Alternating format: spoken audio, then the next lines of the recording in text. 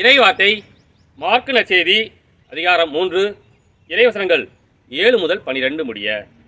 இயேசு தொழுகை கூடத்திலிருந்து புறப்பட்டு தம் சீடருடன் கடலோரமாய் சென்றார். கலிலேயாவிலிருந்து பெருந்திரளான மக்கள் அவரை பின்தொடர்ந்தனர்.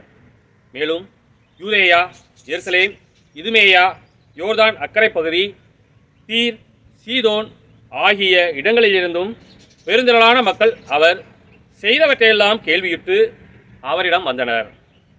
மக்கள் கூட்டம் தம்மை நெருக்கிவிடாதவாறு தமக்காக படகு ஒன்றை முன்னேற்பாடாக வைத்திருக்குமாறு அவர் சீடருக்கு சொன்னார்.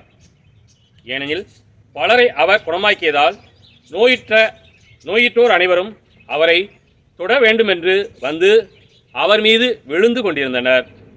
தீய ஆவிகளும் அவரை கண்டபோதே அவர் முன் விழுந்து, இறைமகன் நீரே என்று கத்தினர். அவரோ தம்மை வெளிப்படுத்த வேண்டாமென அவற்றிடம் மிக கண்டிப்பாய் சொன்னார். கிறிஸ்துவின் நற்செய்தி.